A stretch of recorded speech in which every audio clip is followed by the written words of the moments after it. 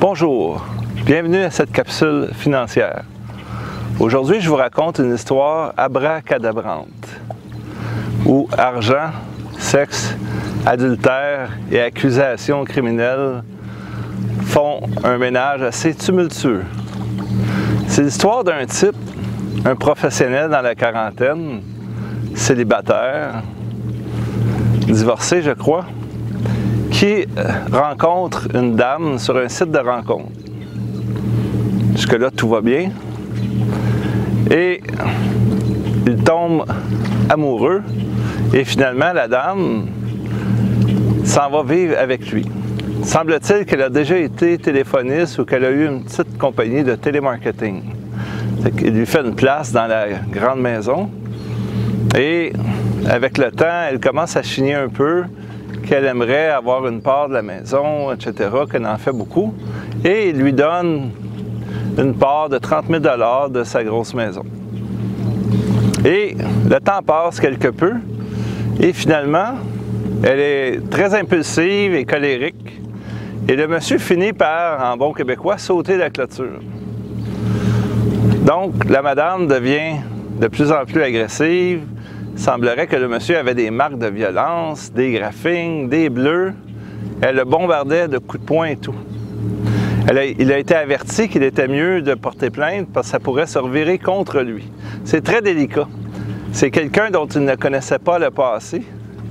Et malheureusement, il a su par la suite qu'elle n'avait aucun emploi à son actif, dans son historique, dans son CV. Le seul emploi qu'on lui connaissait, c'était danseuse. Bref, à un moment donné, la tension était tellement haute que c'est la dame qui a porté plainte et appelé la police et qui a dit que c'est l'homme qui l'avait battu et tout. L'homme a été amené au poste. Il a passé quelques nuits en prison et il a passé en cour. Le pauvre type a dû payer une vingtaine de milliers de dollars d'avocat, a dû quitter la maison. Vu que madame avait une part, elle était dans la maison pendant 1 an. Lui a dû aller vivre chez sa mère, très loin de son travail. Ça lui a coûté une fortune en déplacement. Ça lui a coûté également un bras et une jambe d'avocat, une vingtaine de milliers de dollars pour répondre aux accusations criminelles, pour qu'il soit complètement innocenté 1 an plus tard.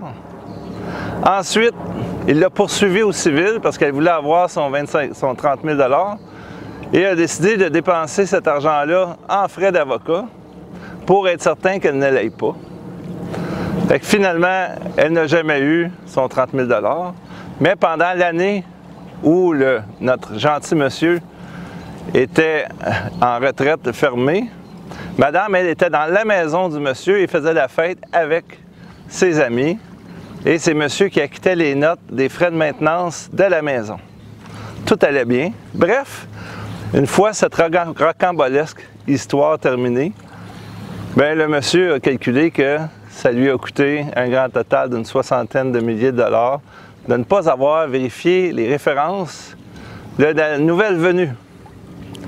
Soyez aux aguets. Quand on est jeune, on sait souvent, on connaît le court passé de notre bien-aimé, parce qu'on va à l'école, on est dans la même gang, etc.